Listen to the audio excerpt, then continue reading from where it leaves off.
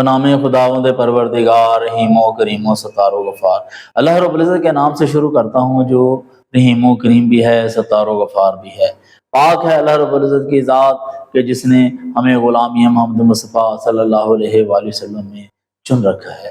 آج کا ہمارا جو ٹاپک ہے وہ ہے قرآن پاک کی فضیلت اور اہمیت، امپورٹنس آف دا قرآن۔ قرآن مجید کی فضیلت و اہمیت، اس کے اسرار اور رموز بیان کرنے سے پہلے میں محب اور محبوب کی تعریف میں رطب لسان ہونا چاہتا ہوں۔ حمد بے حد ہے جناب کبریا کے واسطے کہ جس نے اپنے محبوب سید الوجود علم شہود آقا نامدار نور مجسم شفیع معظم حضرت محمد مصطفیٰ صلی اللہ علیہ وآلہ وسلم کو پیدا فرمایا۔ بے حد درود پاک ہو محبوب رب العالمین حضرت محمد مصطفیٰ صلی اللہ علیہ وآلہ وسلم پر، جنہوں نے ایک وحدہ لا شریک لہ اللہ رب العزت کی ہمیں پہچان کرائی، ہمیں بتایا کہ ایک ہی ذات ہے جس کا نام نامی اللہ رب العزت ہے، جس نے تم سب کو پیدا کیا، تمام مخلوقات کو پیدا فرمایا۔ حمد بے حد ہو اس رب ذل جلال والے اکرام کے لیے کہ جس نے ہمیں اشرف المخلوقات میں پیدا کیا۔ درود پاک ہو اس آقا و مولا و ملجا و ماوا محمد ابن عبداللہ نور من نور اللہ، یا رسول اللہ یا حبیب اللہ محبوب رب العالمین، جو کہ وجہ تخلیق کائنات ہیں، حضرت محمد مصطفیٰ صلی اللہ علیہ وسلم پر، جنہوں نے ہمیں مسلمان کیا۔ حمد لا محدود ہو اس یگانہ و یکتا ہستی رب کریم کی کہ جس نے ہمیں بولنا چلنا اٹھنا بیٹھنا سکھایا۔ درود پاک ہو اس نبی رؤوف و رحیم پر جس نے ہمیں کلمہ پڑھایا، اور حمد بے حد ہو اس رب کائنات کے لیے کہ جس نے ہمیں ایمان دیا۔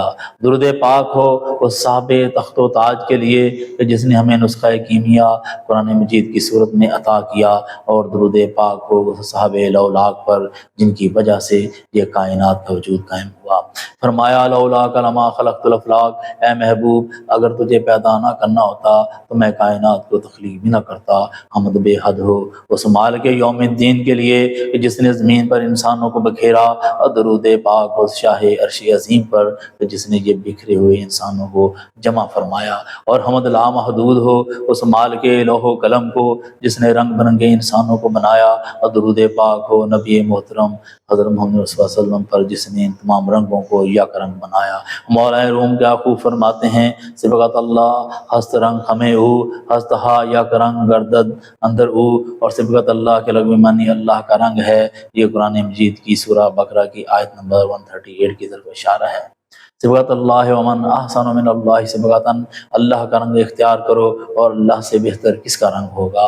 مولا روم کیا خوب فرماتے ہیں کہ اللہ کی معرفت، اس کی محبت اور اس کی ذات کا مشاہدہ ایک ایسی خم ہے، خم کہتے ہیں رنگنے والے کے مٹکے کو، یعنی جب انسان اللہ رب العزت کی معرفت و محبت ہو اور اس کی ذات کے مشاہدے میں گم ہو جاتا ہے تو اس کو اس رنگ میں اس رنگ کے رنگنے والے مٹکے میں پھینک دیا جاتا ہے جس کا رنگ صبغت اللہ ہے۔ ہستہا یا کا رنگ گردن اندر او، اور ہستہا کا مطلب ہستیاں یا وہ چیزیں جو دنیا میں الگ الگ وجود رکھتی ہیں۔ یک رنگ سے مراد ایک ہی رنگ میں رنگ جانا، اتحاد و وحدت، یا مختلف چیزیں یا مختلف انسان جن کے اپنے الگ الگ رنگ خواہشات اور عنائیں ہوتی ہیں، اور جب وہ اللہ رب العزت کے مٹکے میں گرتے ہیں تو وہ سب ایک ہی رنگ میں یعنی اللہ تعالیٰ کے رنگ میں رنگے جاتے ہیں۔ تو ان اللہ رب العزت کا رنگ ان پر چڑھ جاتا ہے۔ اس گھڑے کا رنگ اللہ رب العزت کا رنگ ہے جس میں تمام موجودات و معدومات یک رنگ ہو جاتی ہیں۔ اور حمد بے حد ہے اس رب عظیم کے لیے کہ جس نے ہمیں عقل و شعور دیا۔ لامحدود درود پاک ہو اس محبوب رب العالمین حضرت محمد مصطفیٰ صلی اللہ علیہ وآلہ وسلم پر کہ جس نے ہمیں جامع عرفان سے متوالا و مدہوش کیا۔ اور بلا شبہ پاک ہے اللہ رب العزت کی ذات کہ جس نے ہمیں نغمہ توحید سکھایا اور لذت شراب حقیقت سے مخمور کیا۔ اور قربان جائیں اس بحر بے کناں اللہ رب العزت کی ذات پر جنہوں نے وحدہ لا شریک کا راگ الاپا، اور حمد سب لائق ہے اس غفور و رحیم کے لیے جس نے عرش و فرش پر آسمان نبوت ولایت کے درخشندہ ستارے سجائے۔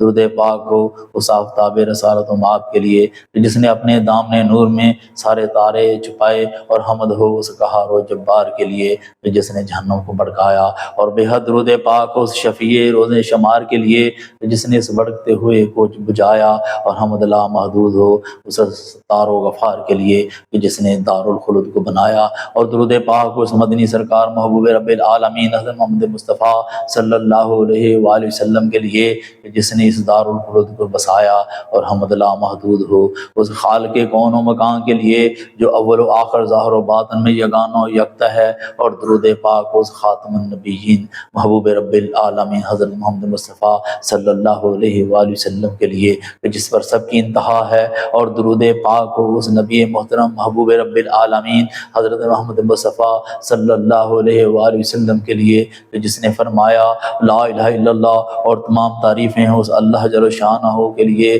جس نے فرمایا محمد رسول اللہ حمدیں لا محدود ہوں، اس رب ذل جلال والاکرام کے لیے جس نے الحمدللہ رب العالمین کہہ کر اپنی تعریف کی حد کر دی۔ اما بعد جاننا چاہیے کہ نظر انسانی آفتاب آسمانی کے مقابل خیرہ، جس طرح انسانی آنکھ سورج کی تیز روشنی کے سامنے چندیا جاتی ہے اور اس کی تاب نہیں لا سکتی، اسی طرح نظر انسانی ہے۔ جس طرح شبنم شمسی نور سے کافور اور کمزور ہے، جیسا کہ روح روشن آگ سے فیض لینے کے لیے معذور ہے، جیسا کہ جس طرح سورج کی پہلی کرن پڑتے ہی شبنم کا وجود کافور یعنی غائب ہو جاتا ہے، وہ سورج کا سامنا کرنے کی سخت نہیں رکھتی، جس طرح ایک کمزور وجود آگ کے شعلے کی تپش سے فائدہ اٹھانے کی بجائے اس سے مغلوب ہو جاتا ہے، غرض کہ ہر ادنا اعلیٰ کے مقابلے میں محض مجبور ہے، غرض ہر ادنا اعلیٰ کے مقابلے میں قربان ہونے پر مجبور ہے۔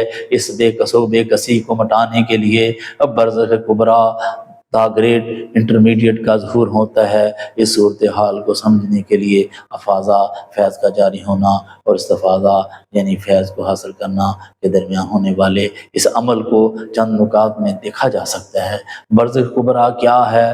برزخ کبریٰ سے مراد وہ انسان کامل ہے جس کی مثال کچھ یوں ہے کہ جس طرح سورج کی براہ راست روشنی ایک معمولی شیشے کو پگھلا سکتی ہے، اسی طرح تجلیات ذات باری تعالیٰ کی شدت کو عام انسانی وجود برداشت کرنے کی سخت نہیں رکھتا، اسی لیے ایک ایسے آئینے یا واسطے کی ضرورت تھی جو خود تو اللہ رب العزت کی تجلیات کو جذب کرنے کی اہلیت رکھتا، مگر اس کے ساتھ ساتھ مخلوق کی کمزوریوں اور حدود سے بھی آگاہ ہوتا۔ اسی برزخ کبریٰ کو حقیقت محمدیہ یا انسان کامل سے تعبیر کیا جاتا ہے، اور وہ انسان کامل تمام عوالم، تمام مخلوقات، تمام موجودات و معدومات سے اعلیٰ و افضل احسن تقویم، جن کا نام نامی اسم گرامی نبی محترم محبوب رب العالمین حضرت محمد مصطفیٰ صلی اللہ علیہ وآلہ وسلم کی ذات پاک ہے۔ یہ تو محض مخلوق کا آپس میں معاملہ ہے، لیکن اللہ رب العزت کی ذات تو کہیں اعلیٰ و بالا و برتر ہے، عقل و فہم سے برا البرا ہے۔ اس آنکھ میں قوت ہے کہ اس کی تجلی کو جھیل سکے، اس گوش و ہوش میں قوت ہے کہ اس کے مخاطبہ کی قوت لا سکے، اس مخلوق میں قدرت ہے کہ اس کے مقابل ٹھہر سکے۔ یہ ظلمت وہ نور، وہ قادر یہ مجبور، وہ قاہر یہ مقہور، ان مجبوریوں میں مخلوق کا خالق سے تعلق کیسے قائم ہوتا، اور افاظہ یعنی فیض کا جاری ہونا۔ جس طرح سورج سے روشنی خود بخود پھوٹتی ہے، اسی طرح اللہ رب العزت کی صفت خالقیت اور ربوبیت سے ہر لمحہ فیض جاری رہتا ہے۔ اور اس افاظہ کی کیا صورت ہوتی، یعنی فیض کو قبول کرنے کی صلاحیت کیسی ہوتی؟ مخلوقات کی یہ بے کسی کسی ایسی برزخ کبریٰ کی تلاش میں تھی جو رب اور مربوب کی پہچان کراتی، جو بتاتی کہ خالق اور مخلوق کے درمیان کیا تعلق ہے، انسان کیا ہے، انسان کی حقیقت کیا ہے، اور اس کا اللہ رب العزت سے تعلق کیا ہے، اور وہ انسانوں کو یاد کرنے کے لیے کیوں کہتا ہے۔ یہاں میں رب اور مربوب کے متعلق کچھ بیان کرنا چاہوں گا۔ لغوی اعتبار سے رب کے معنی ہیں پرورش کرنے والا، مالک اور انتہا تک پہنچانے والا، وہ ذات جو کسی چیز کو اس کی ابتدا سے لے کر اس کی تکمیل پرفیکشن تک تمام مرحلوں تک سنبھالتی ہے، وہ مال کے کل اللہ رب العزت کی ذات پاک ہے۔ مربوب اسے کہتے ہیں جس کی پرورش کی جائے یا جو رب کے زیر اثر ہو۔ کائنات کی ہر چیز، انسان، فرشتے، چرند پرند اور مادہ سب مربوب ہیں، کیونکہ وہ اپنی بقا کے لیے ہر لمحہ ہر لحظہ اپنے مالک اللہ رب العزت کے محتاج ہیں۔ یعنی مخلوق کی بے کسی کا تقاضا یہی تھا کہ کوئی ایسی صورت ہو جہاں خالق کی تجلیات اتنی لطیف ہو کر پہنچیں کہ مخلوقات انہیں برداشت کر سکے۔ یعنی عابد کی پکار معبود تک پہنچانے کے لیے ایک وسیلہ چاہیے، اور اگر یہ سلسلہ قائم نہ ہوتا تو مخلوقات اپنی مادیت میں قید ہو کر رہ جاتی، اس مادیت میں پھنس کر رہ جاتی، اور ربوبیت کا فیض یعنی اللہ رب العزت کا فیض ان کے باطن تک نہ پہنچ پاتا۔ برزخ کبریٰ دراصل وہ آئینہ ہے جس میں خالق کل کا حسن بھی جھلکتا ہے اور مخلوق کی بندگی کا عکس بھی نظر آتا ہے۔ یہ ایک نہایت گہرا فلسفیانہ اور روحانی نکتہ ہے جو کائنات کے وجودی تسلسل کو سمجھنے میں مدد دیتا ہے۔ عابد و معبود خالق و مخلوق میں فیض دینے اور لینے کا سلسلہ قائم کرتا ہے، اور خلقت کی کمزور نگاہ کسی ایسے گہرے رنگ والے شیشے کی جستجو میں تھی جو نور لم یزل کی جلالی شعاؤں کو شان جمالی میں اس تک پہنچا دے۔ خلقت کی ہستی کسی ایسے مضبوط واسطے کی جستجو میں تھی جو اس کمزور ادنا انسان کی اس کبھی و اعلیٰ و بالا و برتر اللہ رب العزت کی ذات تک رسائی کرا سکے۔ دائرہ کائنات کسی ایسے مرکز کا متلاشی تھا جس کی طرف سب کا رجوع ہو، اور اس مجبوری و معذوری پر رب قدیر اللہ رب العزت نے انسانیت پر رحم کیا، کرم پہ کرم بالا کرم کیا کہ مخلوق کو خالق سے ملانے، گرتوں کو اٹھانے، بگڑوں کو بنانے کے لیے اس ذات اقدس کو پیدا فرمایا جو ہستی کا پہلا نقش، دفتر مخلوقات کا حرف اولین، گلزار خلائق کا نفیس ترین پھول، وجود کائنات کا نیر اعظم۔ جہاں والے تو مکی مدنی کہتے ہیں لیکن اہل عرش یعنی فرشتے سرو چمنی بلبل گلے کہتے ہیں۔ یعنی آپ صلی اللہ علیہ وسلم کو جنت کے باغ کا بلند و بالا خوبصورت درخت اور جنت کے باغ کی بلبل کہہ کر پکارتے ہیں، جو آپ صلی اللہ علیہ وسلم کی ذات کے جنت میں بلند و بالا ہونے کی علامت ہے۔ عرش والے انہیں احمد مجتبیٰ کہتے ہیں، فرش والے محمد مصطفیٰ الی الیوم الجزا پکارتے ہیں۔ ادھر اللہ سے واصل ادھر مخلوق میں شامل، یہاں برزخ کبریٰ سے مراد وہ مقام ہے جہاں ایک ہستی کا ایک رخ اللہ رب العزت کی طرف وحدت میں اور دوسرا رخ مخلوق کی طرف کثرت میں ہوتا ہے، اور ان کی ذات پاک حرف مشدد کی مانند ہے۔ حرف مشدد کی مثال بہت لطیف، جس طرح ایک مشدد حرف جیسے میم زبان سے بولیں تو دو حرفوں کا مجموعہ ہوتا ہے، لیکن جب میم کو دیکھیں تو ایک ہی نظر آتا ہے۔ اسی طرح ہمارے آقا محبوب رب العالمین صلی اللہ علیہ وآلہ وسلم کا وجود اقدس بظاہر ایک ہے، مگر وہ بھی یک وقت دو جہتوں خالق و مخلوق سے جڑا ہوا ہے۔ وَاعْتَصِمُوا بِحَبْلِ اللَّهِ جَمِيعًا، قرآن پاک کا حکم ہے کہ اور اللہ کی رسی کو مضبوطی سے تھام لو۔ یہ اس بات کی طرف اشارہ ہے کہ وہ ذات یعنی نبی محترم محبوب رب العالمین حضرت محمد مصطفیٰ صلی اللہ علیہ وآلہ وسلم اللہ رب العزت کی ذات تک پہنچانے کا ذریعہ اور وسیلہ ہیں۔ جس طرح رسی کے دو سرے ہوتے ہیں، ایک سرے سے مراد اللہ رب العزت کی ذات پاک ہے اور دوسرے سرے سے مراد نبی محترم محبوب رب العالمین حضرت محمد مصطفیٰ صلی اللہ علیہ وآلہ وسلم کی ذات پاک ہے۔ نبی محترم محبوب رب العالمین حضرت محمد مصطفیٰ صلی اللہ علیہ وآلہ وسلم سے جڑ کر ہی ہم اللہ رب العزت تک پہنچ سکتے ہیں۔ اللہ بولنے والے دونوں لب الگ ہو جاتے ہیں اور لفظ محمد کہتے ہی دونوں لب آپس میں مل جاتے ہیں۔ لبوں کا ملنا اور جدا ہونا اس میں ایک لطیف نکتہ ہے۔ یہ نکتہ مشاہدہ تصوف اور محبت کے رنگ میں ڈوبا ہوا ہے۔ جب انسان اللہ کہتا ہے تو لب جدا ہو جاتے ہیں، جو کہ اللہ رب العزت کی بے نیازی اور وسعت کی نشاندہی کر رہے ہیں۔ لیکن جیسے ہی نام نامی اسم گرامی محبوب رب العالمین حضرت محمد مصطفیٰ صلی اللہ علیہ وآلہ وسلم محمد زبان پر آتا ہے اور دونوں لب آپس میں مل جاتے ہیں۔ یہ میم کے میم کا معجزہ ہے جو بکھرے ہوئے انسانوں کو جوڑنے اور خالق و مخلوق کے درمیان میل ملاپ کا استعارہ ہے۔ آپ صلی اللہ علیہ وآلہ وسلم کا اسم پاک حرز جاں طفلانے تیگے نوجواں اسائے پیر ناتواں ہے۔ حرز جاں یعنی آپ صلی اللہ علیہ وسلم کی ذات مبارکہ معاشرے کے ہر طبقے کے لیے امید کی کرن ہے۔ طفلانے تیگے نوجواں یعنی آپ صلی اللہ علیہ وآلہ وسلم کی ذات پاک بچوں کے لیے زندگی کی پناہ اور نوجوانوں کی تڑپتی ہوئی تلوار یعنی جوش کے لیے سکون اور ڈال ہیں، عصائے پیر ناتواں یعنی آپ کی ذات پاک کمزور بوڑھوں کے لیے وہ سہارا ہیں، وہ لاٹھی ہیں جس کے بغیر زندگی کا سفر طے کرنا ناممکن ہے۔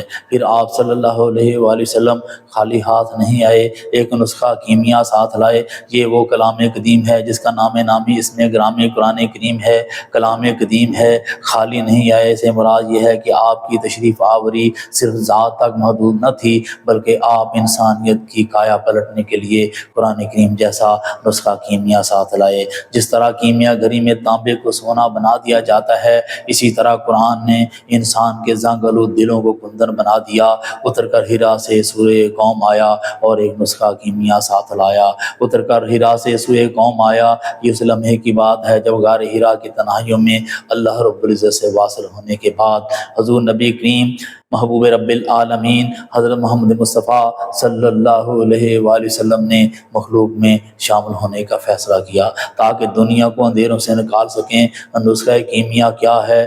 نسخہ کیمیا وہ علم ہے جو سستی دھات کو سونے میں بدل دے، جو لوہے کو موتیوں میں بدل دے، جو مٹی کو سونے میں بدل دے، یعنی جو بندے کو مولا سے ملا دے، جو بندے کو اس کی اصل حقیقت سے آشنا کر دے، جو بتا دے کہ تم کیا اور تمہارا اللہ رب العزت کے ساتھ کیا تعلق ہے اور اللہ رب العزت تمہیں یاد کرنے کو کیوں کہتے ہیں۔ شاعر کے نزدیک قرآن وہ نسخہ ہے جس نے صدیوں کی جہالت میں ڈوبے ہوئے انسانوں کو انسان کامل بنا دیا۔ یہ وہ نسخہ کیمیا ہے جس نے بندے کو مولا سے ملا دیا۔ سبحان اللہ! یہ نسخہ کیا ہے؟ یہ نسخہ کیمیا بیماروں کے لیے شفائے عظیم ہے، تندرستوں کے لیے ذریعہ بقا ہے، گمراہوں کے لیے رہنمائی عظیم ہے۔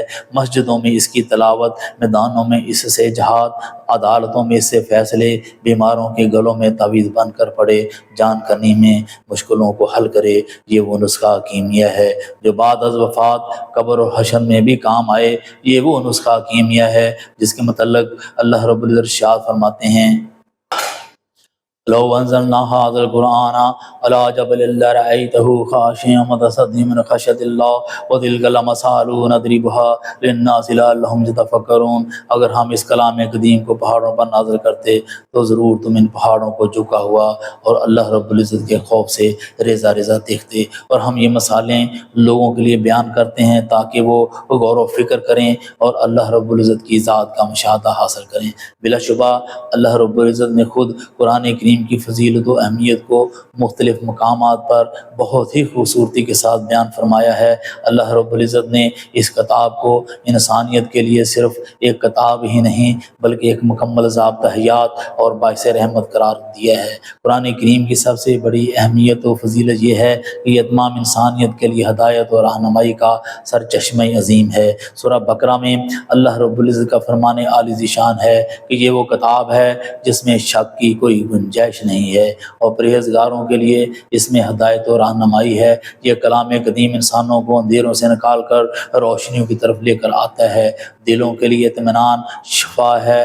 یہ کلام قدیم نہ صرف روحانی بیماریوں بلکہ نفسیاتی اور قلبی اضطراب کا بھی علاج ہے۔ سورہ بنی اسرائیل میں اللہ رب العزت کا فرمان عالی شان ہے: وَنُنَزِّلُ مِنَ الْقُرْآنِ مَا هُوَ شِفَاءٌ وَرَحْمَةٌ لِّلْمُؤْمِنِينَ وَلَا يَزِيدُ الظَّالِمِينَ إِلَّا خَسَارًا۔ اور ہم قرآن میں وہ چیز نازل کرتے ہیں جو ایمان والوں کے لیے شفا اور رحمت ہے اور ظالموں کے لیے اس میں نقصان ہے۔ اور فرمایا: الا بذکر اللہ تطمئن القلوب، بے شک دلوں کا اطمینان اللہ تعالیٰ کے ذکر یعنی قرآن کریم میں ہے۔ قرآن مجید کا ایک نام الفرقان بھی ہے، یعنی وہ کسوٹی جو سچ اور جھوٹ، حق اور باطل کے درمیان واضح لکیر کھینچ دیتی ہے۔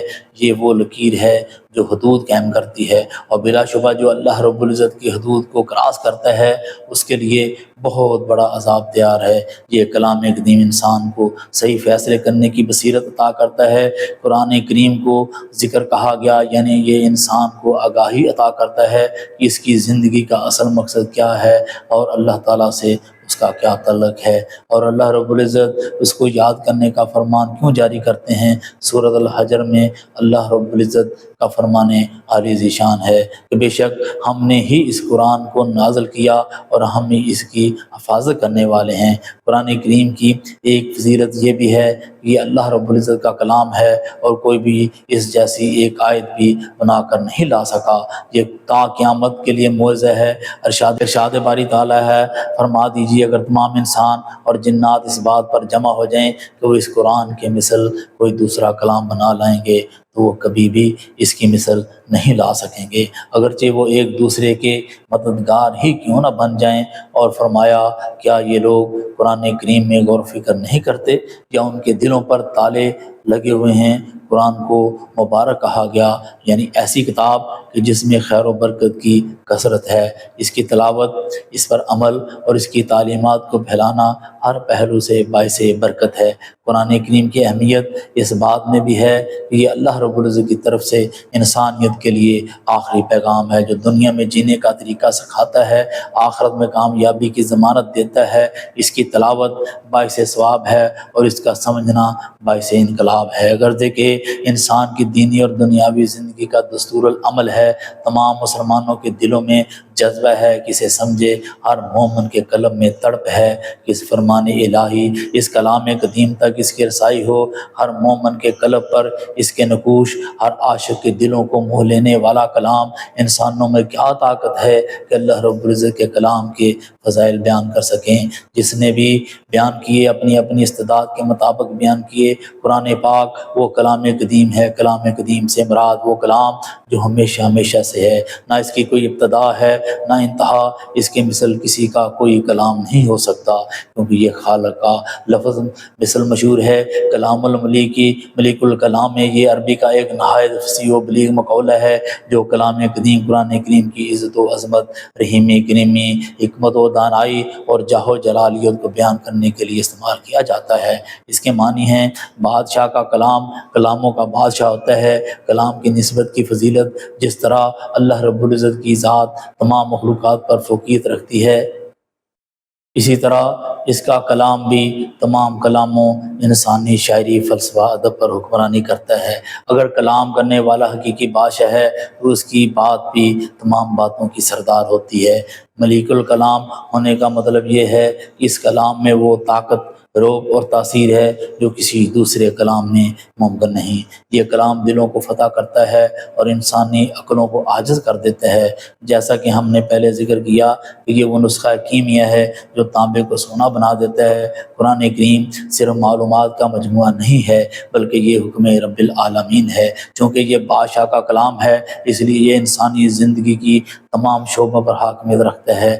بہقی شریف میں ہے کہ حضرت عمر فاروق رضی اللہ تعالیٰ عنہ نے حضور نبی کریم صلی اللہ علیہ وآلہ وسلم سے 12 سال میں سورہ بقرہ پڑھی۔ اب بتاؤ، پڑھنے والے صاحب کمال فاروق اعظم ہوں، پڑھانے والے خود صاحب قرآن صلی اللہ علیہ وآلہ وسلم ہوں اور 12 سال کی مدت، تو بتاؤ آقا صلی اللہ علیہ وسلم نے فاروق اعظم کو کیا کیا نہ دیا ہوگا، اور ان کے نیاز مند خادم عمر فاروق رضی اللہ تعالیٰ عنہ نے کیا کیا نہ لیا ہوگا۔ پھر ذرا اس بات پر غور کرتے ہوئے چلیں کہ اللہ رب العزت فرماتے ہیں الرحمن علم القرآن، اپنے محبوب صلی اللہ علیہ وآلہ وسلم کو رحمان نے قرآن سکھایا، اور حضرت جبرائیل امین علیہ السلام تو فقط پیغام پہنچانے والے ہیں، آپ تو فقط پیغام رساں ہیں۔ تو سوچو، سکھانے والا رحمان، سیکھنے والے سید الانس و جان اور سکھانے والے اللہ رب العزت، یہ وہی کلام ہے جس کو کلام قدیم کہا گیا۔ ہم نہ چیزوں کو کیا معلوم کہ اللہ رب العزت نے اپنے محبوب کو کیا کیا دیا ہوگا، اور محبوب رب العالمین صلی اللہ علیہ وآلہ وسلم نے کیا کیا لیا ہوگا۔ اس لیے تفسیر روح البیان شریف میں درج ہے، ایک مرتبہ حضرت جبرائیل امین علیہ السلام قرآن کریم کی آیت الف لام میم لے کر آئے۔ جبرائیل امین علیہ السلام نے عرض کیا الف، حضور صلی اللہ علیہ وسلم نے فرمایا میں نے جان لیا۔ جبرائیل امین علیہ السلام نے پھر عرض کیا لام، آپ نے فرمایا میں نے یقین کر لیا۔ پھر عرض کیا میم، تو آقا صلی اللہ علیہ وسلم نے فرمایا اس کا کرم ہے۔ جبرائیل امین علیہ السلام عرض کرنے لگے، اے میرے آقا آپ نے کیا سمجھا اور کیا جانا؟ میں تو کچھ نہ سمجھ پایا۔ محبوب رب العالمین صلی اللہ علیہ وآلہ وسلم فرماتے ہیں کہ یہ میرے اور میرے رب کے درمیان ایسی ایسی راز و نیاز کی باتیں ہوتی ہیں کہ جن کی خبر کرامن کاتبین فرشتوں کو بھی نہیں ہوتی۔ میانے عاشق و معشوق رمزیست کرامن کاتبین را ہم خبر نیست۔ عاشق اور معشوق کے درمیان یعنی خالق اور محبوب کے درمیان ایسی ایسی راز و نیاز کی باتیں ہوتی ہیں اور جن کی خبر کرامن کاتبین فرشتوں کو بھی نہیں ہوتی۔ جبرائیل کو کیوں کر معلوم ہوتا اور جز کی کیا مجال کے کل کا سامنا کر سکے؟ جبرائیل تو آقا صلی اللہ علیہ وسلم کے نور کا ایک جز۔ ہمارے بیان کرنے کا مدعا یہ ہے کہ کوئی بھی بڑے سے بڑا عالم اور بڑے سے بڑا زبان دان قرآن پاک کے متعلق یہ خیال نہ کرے کہ میں نے قرآن پاک کی حقیقت کو پا لیا۔ قرآن پاک ایک لامحدود سمندر ہے، جتنا جس کا ظرف ہوگا وہ اتنا ہی وہاں سے پانی لے سکتا ہے۔ لیکن کوئی یہ نہ کہے کہ میرے کوزے میں سارا سمندر آ گیا۔ اور جان لیں قرآن کریم اللہ رب العزت کی عزت و عظمت، جاہ و جلالیت، رحیمی کریمی، ستاری و غفاری، حکمت و دانائی کا مظہر قدیم ہے۔ جس طرح اللہ رب العزت کی عزت و عظمت، جاہ و جلالیت، رحیمی کریمی، ستاری و غفاری، حکمت و دانائی کی انتہا نہیں، ویسے ہی اس کے کلام قدیم قرآن پاک کی عزت و عظمت، جاہ و جلالیت، رحیمی کریمی، ستاری و غفاری، حکمت و دانائی کی بھی کوئی انتہا نہیں ہے۔ کیا رہے تمام انبیاء کرام کے معجزے کسے بن کر رہ گئے؟ آج کوئی معجزہ جو نہیں نظر آ رہا۔ حضور نبی کریم صلی اللہ علیہ وآلہ وسلم کے بہت سے معجزات تا قیامت رہیں گے جنہیں دنیا آنکھوں سے دیکھے گی۔ قرآن کریم میں 6666 آیات ہیں۔ ہر آیت حضور صلی اللہ علیہ وسلم کا معجزہ ہے۔ اس کی مثل نہ کوئی بن سکا نہ کوئی بن سکے گا۔ ان کے پڑھنے سے دل نہیں اگتاتا۔ ایسے ہی حضور نبی کریم صلی اللہ علیہ وآلہ وسلم کی محبوبیت جو تقریباً ہر دل میں آج بھی زندہ ہے۔ ہم نے حضور صلی اللہ علیہ وآلہ وسلم کے نام پر سکھوں کو، ہندوؤں کو روتے ہوئے دیکھا ہے۔